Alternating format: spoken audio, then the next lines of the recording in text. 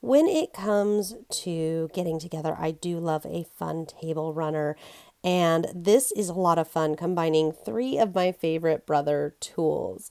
To get started, you're going to want fabric and felt and thread and a few other things, but get the fabric and felt to get started. And I also recommend a sketch. This will help you decide what sizes to make things relative to other things and also kind of help guide you as to what you had in mind.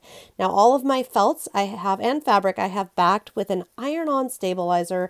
This is because I intend to stitch them and I want them to be able to be ironed on to my fabric backing. So to get started here, I've got my flower colors that I'm going to put onto a mat here and put into my ScanNCut. And what this is going to do is allow me to then start with my cutting my felt and fabric pieces. I'm going to go in and select a variety of different things. For this video here, I'm showing you how I'm getting started with the flowers. There's lots of different options. I'm going to pick a fun, simple little flower here because I think it'll work really well. I can also pick different ones. You see how many options we have here in the ScanNCut. And I'm just going to go ahead and select it just to start with, select a couple. And then what I can do, and I'm showing you this because sometimes I forget or sometimes I change my mind, you can always go in and resize it. You can always go in and edit, add, subtract. So you're not held to whatever number you put in there. If you think, oh my goodness, I want a whole bunch of these flowers, I don't know what I was thinking. Well, that's super easy. We can size and add and change as you see me doing here with these. And it's really simple to adjust on the ScanNCut. That's one of the features I really like when I'm working here in the machine itself, as you can see, and I can just very easily add things in. I can also, so before I organize anything, get my stuff together here, I can scan the mat, and what this will do is tell the machine and show me where is my material so that I can move my cut files accordingly and make sure that I'm working on the material. This also allows me to use smaller pieces of material quite easily because I can, as you can see, it's very easy to see where pieces are and what we're doing. Now, once you get everything the way that you like it, you're just going to say okay, and then you're going to select cut. And the auto blade will go ahead and cut the correct depth for us, which is really nice. And then you can go on, if you want to pick leaves or other flowers, you can continue and use that exact same process. One other thing that I do want to show you that I am selecting a basic pattern, kind of an oval type shape. And I'm showing you this because I'm going to edit it to make it into a leaf, actually two of them. So it doesn't look a whole lot like a leaf like right now, but you can see that I press that little up, down, and side to side arrow button. That's going to allow me to adjust only the height or only the width. So you can change the dimensions of the shapes, which is really handy for when, say, you like the general shape of something, but maybe it's not quite the right size, or maybe it's a little bit too wide or a little bit too tall. You can adjust that. And what you're going to see me doing here, now that I have these on here, I do want to make them a little bit thinner. So again, I can still go in once I have selected them in that edit function. I can go in and I can adjust some of them. I can adjust all of them to make them fit, but also to be the sizes that I want. Once this is done, we can go ahead and scan the mat again. And I'm repeating this for all of my materials. And the reason I'm repeating this for all of the materials is so that I can make sure that everything is just as I want it. I can make sure that everything is going to work really well for us and that I'm placing everything in the correct order. And that way I'm using the amount of material I need instead of feeling forced to fill the mat with the 12 by 12 material.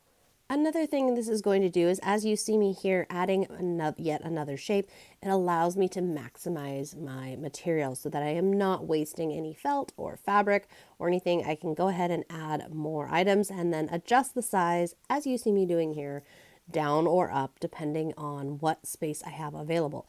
I absolutely love to do this because then, even if I have extra shapes, I can obviously use them on future projects, if not on this one. So repeat these steps until you have however many flowers, leaves, basic shapes, other things that you want for your design, and get them all cut out.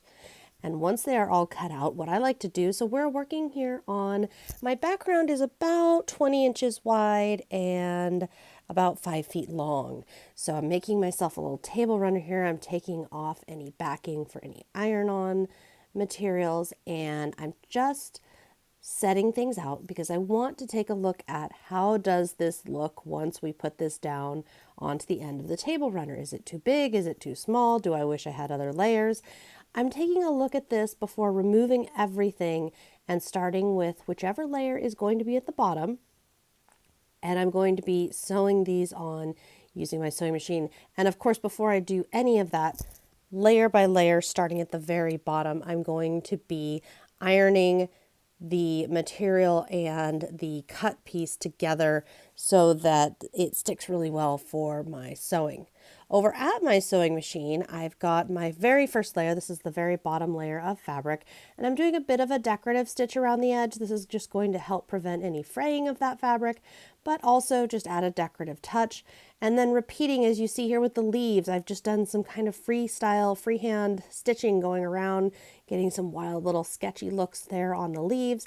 And I'm just going to continue to repeat these steps on every leaf, every petal, every piece, however much or however little sewing I want to do. Remember, this is part decorational and part functional. And also remember that the bottom layers are not going to be fully seen. So if you have a little boo-boo, most likely just carry on, you'll be fine. Then I'm going to stitch on buttons, as you see here. If there's any buttons, sequins, beads, anything else that I want to stitch on, once all of the machine stitching is done, then I go to my hand stitching, any other accents that we wish to do. And I just love the dimension, the color, the texture that this adds, as you can see, to my project. With all of those pieces done, it's time to work on the end of our table runner. So I've got my P-touch Embellish out here, and I've got a ribbon in here, and I'm using different ribbons, but I'm going to show you how this works. So we just turn it on real simple, and then I can type whatever word I want to type in there. And just a tip here, if you hit the space bar a couple of times like I am here, it's going to add space. And what that means is my ribbon, when it prints, will print those spaces. There won't actually be anything on there. It's just going to mean that more ribbon pops out the end here, as you see. And when I hit print, this is so easy and it adds so much. And then I've got my custom ribbons and a little extra on the ends, making it even easier for me to stitch these onto my table runner, which we'll get to in a moment. First though, we're going to put a couple more in, and you can see where it says there are patterns, symbols, frames, fonts. So there's a lot of different options, and you can spend a lot of time playing with this here. Once you do have something you like, and again, you'll see me press that space button a couple times just to make sure I have extra space. This time I added a pineapple. So you can add all kinds of fun little stuff here with your P-touch. I love this, and these ribbons are so cute. So whatever colors you want, however many you want, and to change it in the back, this is so easy, and I just can't get enough of adding this into my projects. Here you can see, pull that right out, and you can see what color it is. It's labeled what color it is and what color everything is going to be, so that you don't have to guess or try to mark it yourself, which is absolutely great. Back to our project, so back to our base. So I have two pieces of this, approximately 24 inches wide by 5 feet long fabric, and I'm just going to go through and pin it all together. And the reason I'm just kind of clipping it and pinning it all together is so that I can sew the one end and the two long sides together with the right side facing in. Okay, so this is just going to create the base of our table runner so that we have a nice finished looking product. And once we have pinned it all down, and we can go to our sewing machine and just a simple straight stitch like you would normally for any basic type project like this. I'm just doing a little bit of back stitching, and then I will just stitch all the way up one side, down one end, and all the way down, back down the other side, leaving the one end closest to all of my embroidery and fun and applique, leaving that end open. So once this is done, you will turn it right side out, iron it, get it all nice. And then once that's done, we're ready to assemble our final decorative piece, which is the ribbon. And what I'm doing here is just tucking under that end because we want a nice end there. We don't want the raw edges to show. And then one by one, I'm just going to clip my ribbons onto the end with the end of the ribbon tucked inside in between the two layers. And that's why I left this end open. It just makes this a little bit easier.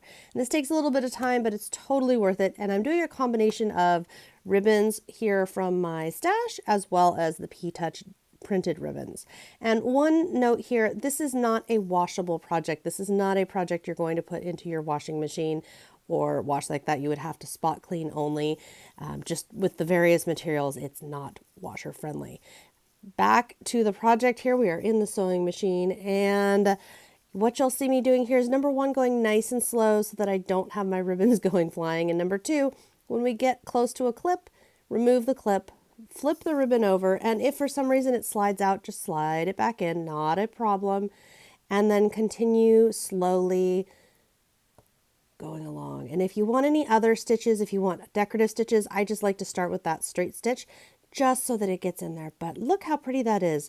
Decorative stitching, straight stitching, all a lot of fun.